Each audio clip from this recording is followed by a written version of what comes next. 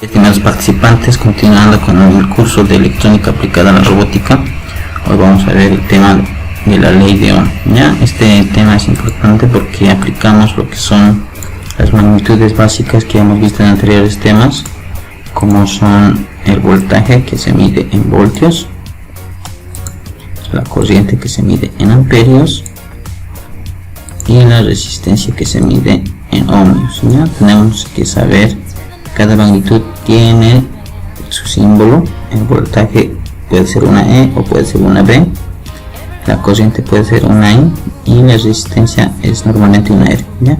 La corriente se mide en amperios, la resistencia en ohmios y el voltaje en voltios. Cuando nosotros queramos hallar en un circuito cualquiera de estas tres magnitudes, la ley de Ohm nos indica que tenemos que aplicar tres fórmulas. ¿Ya? Cuando nos pidan hallar el voltaje, nosotros automáticamente vamos a venir a esta fórmula y decimos, no, voltaje es igual a corriente por resistencia. ¿Ya? Entonces aplicamos esta fórmula, corriente por resistencia. Cuando nos pidan que queremos hallar resistencias, vamos a aplicar la siguiente fórmula, que sería resistencia es igual a voltaje sobre corriente. ¿Ya? Voltaje sobre corriente. Entonces aplicamos esta fórmula, resistencia es igual a voltaje sobre corriente. Y cuando nos pidan hallar lo que es la corriente, vamos a aplicar la tercera fórmula, que sería corriente es igual a voltaje sobre resistencia. ¿Ya? Entonces tenemos tres fórmulas en el cual tenemos que aplicar en cualquier ejercicio que nos den. Bueno, pasamos al ejercicio 1.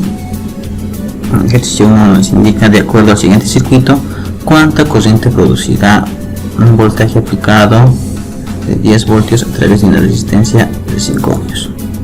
Muy bien, ya hemos copiado el circuito, ya hemos copiado la pregunta, y nos indica, de acuerdo al circuito, cuánta corriente producirá. Entonces tenemos que aplicar lo que es la corriente. No sabemos cuánta corriente circula por el circuito, entonces tenemos que hallar esta corriente. ¿Ya? Entonces tenemos que sacar los datos. Nos indica que nos está llegando un voltaje de 10 voltios. ¿Ya? Luego nos está dando una resistencia de 5 ohmios. Tenemos una resistencia de 5 ohmios. Tenemos dos datos y tenemos una incógnita, y esta es nuestra fórmula. ¿Ya?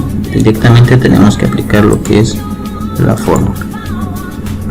Entonces agarramos y decimos que corriente es igual, según la fórmula, a voltaje sobre resistencia. Reemplazamos datos, voltaje es igual a 10 y resistencia es igual a 5.